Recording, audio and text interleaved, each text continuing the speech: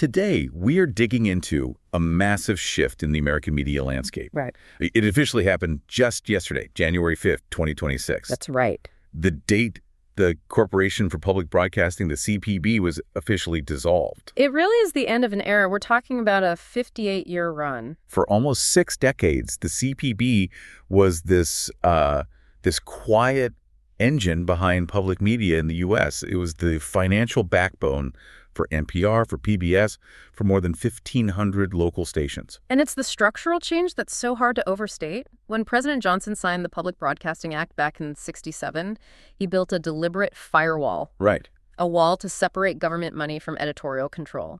And with the CPB gone, that unique barrier, that core safeguard for journalistic independence in the U.S. is now just gone. Okay, so let's unpack this. Yeah. Our mission today is to go way beyond the headlines. We're going to look at what the CPB actually was, trace the very specific political movement that went after The it. consequences. Exactly. The financial and informational fallout for audiences, especially in places that are already underserved.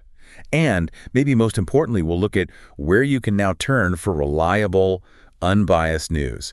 We'll be leaning heavily on independent international sources and even things like shortwave radio. To really get the laws, I think you have to first understand the genius of the original design. The CPB was created November 7, 1967, and it was rooted in this idea that a healthy democracy needs informed citizens, and that the commercial market, well, just couldn't support all the high-quality educational and cultural programming needed. The mission was pretty clear then. Promote non-commercial content, make sure everyone has access. But the structure they chose is what I find fascinating. Why not just, fund it through the Department of Education? Why this complicated setup? That's the key question. It was necessary because of the political baggage of its predecessor, National Educational Television, or NET. All right. NET was constantly getting hammered with accusations of bias, facing direct political pressure. The big takeaway from that experience was that if you're going to use federal money, you need a buffer. A firewall. That's it. That's why the CPB was set up as a private nonprofit corporation. Its entire legal reason for being was to be that firewall. So Congress provides the money, but the CPB itself was legally barred from having anything to do with the content. Precisely. The CPB couldn't own stations, it couldn't operate them, it couldn't produce or schedule programs. It was just the neutral clearinghouse, the accountant of public media, if you will. It just passed the money through. It took the federal appropriation and acted as a blind hand funding the system. That created distance between politicians and journalists. And this whole philosophy extended to the organizations it created. It set up NPR in 1970 and helped create PBS to really institutionalize that separation. And what about the rules for that money? Because the political complaints always came back to objectivity. Well, the Public Broadcasting Act itself laid that out. It demanded strict adherence to objectivity and balance for controversial topics. But more fundamentally, the goal was to plug a hole in the market. Right, to do what commercial TV and radio wouldn't. Exactly. The law was designed to support programming that commercial broadcasters just weren't interested in, providing things like costly local journalism, civics, and deep investigative work. Okay, that brings us to the funding itself. When we hear these numbers, these federal appropriations, they can sound huge. But in the grand scheme of the entire U.S. media landscape, what are we really talking about? It's a great point. On paper, it seems significant, but next to the total federal budget, it was tiny. For fiscal year 2025, the appropriation was about $535 million. Which sounds like a lot. It does, but what made the system work was the mechanism. The law said no more than 5% of that could be used for the CPB's own administrative costs. So almost all of it went out the door. Over 70% of it went directly to those 1,500-plus locally owned public radio and TV stations. And here's where it gets really interesting, and where the impact of this is so disproportionate. You might think, big stations in New York or L.A. are fine, but what about a small town in Nebraska? That's the critical vulnerability. Major city stations have big private donors, corporate underwriting, huge foundation grants, but stations in small and rural markets, they have a very limited local fundraising pool. So they depended on that CPB money. Massively. A Congressional Research Service report showed that for a lot of these rural stations back in 2023, those CPB grants made up more than 50% of their entire operating revenue. 50%. So when that money disappears, it's not a budget cut, it's an existential threat. Station managers called it catastrophic. When the funding was rescinded, they lost half their operating income basically overnight. And this wasn't just money for shows either. People forget this funding was heavily used for basic infrastructure, maintenance, system support. And we really have to stress the public safety part of this, because losing the CPB is about more than just news. Exactly. This infrastructure role is so often overlooked. The CPB was the only eligible entity to get funding for things like the Next Generation Warning System. That's huge. And beyond that, these stations were essential to the emergency alert system. You know, the network for severe weather alerts, missile warnings, even Amber Alerts. So when you take out the central hub that funds and manages the hardware, keeping that system running, you immediately jeopardize the infrastructure for emergency response, especially in those rural areas that don't have a dozen commercial stations as a backup. which brings us to the politics. We've established it wasn't really about the money, and attacks on public media aren't new. Nixon tried to defund it, but the strategy this time, in the second Trump administration, it felt different, more structural. It was. This historical tension really set the stage. The campaign kicked into high gear with Executive Order 1290 on May 1st, 2025. And the title alone tells the story. It does. Ending taxpayer subsidization of biased media. The official line was that government funding was, and I'm quoting, unnecessary and corrosive to the appearance of journalistic independence. So the narrative was locked in. Public media is biased, so it has to go. Was this an idea that came out of nowhere, or was it part of a bigger plan? Oh, it connects directly to the Project 2025 blueprint. That was the comprehensive conservative strategy guide developed years in advance. I remember that. The blueprint explicitly called for stripping public broadcasting of all its federal funds. And they framed it not just as good fiscal policy, which is debatable given the tiny budget percentage, but as good policy and good politics. Meaning it was ideologically necessary to defund institutions that didn't toe the party line. That's the subtext. The first real legislative action was the Rescissions Act. Okay, so what did that do exactly? That was the trigger. In July 2025, Congress used it to claw back nearly $1.1 billion in what's called forward funding. Explain that. What's forward funding? It's essential context. CPB appropriations were always set 2 years in advance, and that was done on purpose, to insulate the CPB from the politics of the annual budget fights. It gave them stability. So the rescission directly attacked that insulation. It hit the institution right where it was most protected. And the irony is it's stark.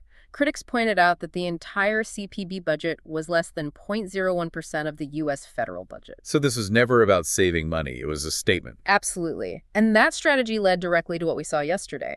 On January 5th, 2026, the CPB board voted to dissolve the corporation entirely. Why dissolve? Why not try to, limp along with whatever was left or pivot to a new model? According to the board, it was about responsible stewardship.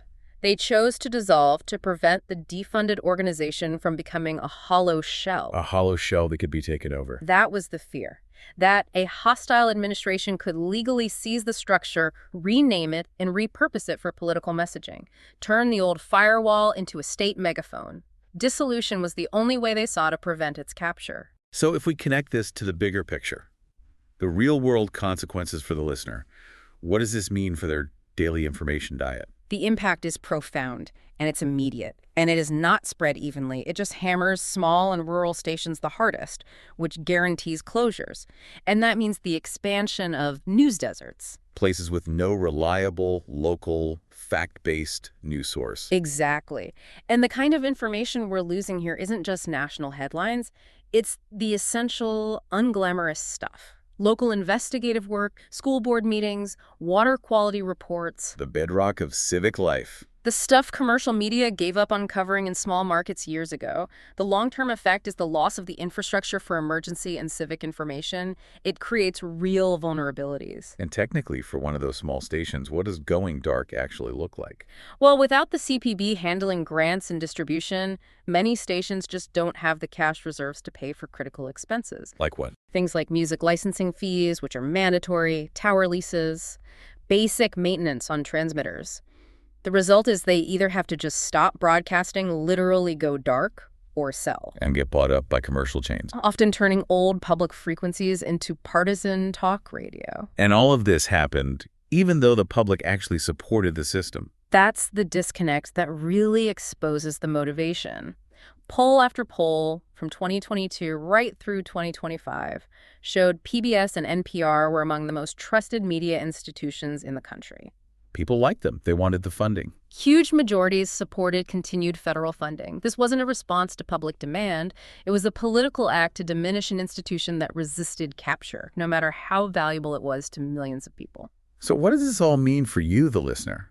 With this domestic public media firewall just gone and the whole ecosystem facing collapse, where can you go now? I mean, the need to turn outward has never been more obvious. We're seeing a huge push toward international public broadcasters. Many of them still operate on that public service model the U.S. system was built on, and they're easy to access now on apps and streaming platforms. And they offer that crucial distance from U.S. politics. Totally. We're talking about major global institutions.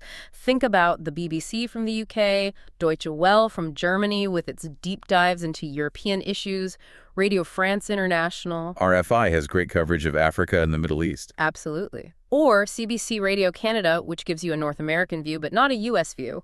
NHK World from Japan for an Asian perspective. These are all high-quality, professional English language sources. And then there's the resilience angle. For listeners who need true independence, especially if their local station just went dark, shortwave radio is suddenly relevant again. It is. It sounds old school, but that's its strength. Why the comeback? Because of how the technology works. Shortwave signals literally bounce off the ionosphere and travel thousands of miles. They bypass local infrastructure, power outages, censorship, a collapsed local network. Yeah. None of that matters. All you need is a simple receiver. And you mentioned a great example of a modern independent model, the NEXUS-International Broadcasting Association. Yeah, NEXUS-IBA. They're based in Milan, Italy. And they are a great example of what the future could look like. They're a nonprofit, explicitly apolitical association. And they use both shortwave and modern digital streaming. Right. And their structural independence, they're not beholden to any single government, including Italy's, and certainly not to U.S. politics. That makes them uniquely valuable for anyone looking for a truly global, unbiased perspective. And that really is the core takeaway here. The end of the CPB wasn't about saving a tiny amount of money. It was a strategic political move to withdraw support from an institution that was built, by design, to resist political capture. It forces the whole U.S. information environment further toward market and partisan control. Which raises a really important question for you, the American listener. With the domestic firewall gone, the American media landscape risks becoming a total closed loop where internal political fights are all you ever hear about. A real echo chamber. A massive one. So seeking out that international context, that editorial distance, whether it's using global streams or even a niche technology like shortwave, that's no longer just a hobby. It's becoming a critical act. It's what you have to do to stay informed and see the world from more than one perspective. You have to actively build your own personal firewall now. A chilling but necessary conclusion to a 58-year chapter.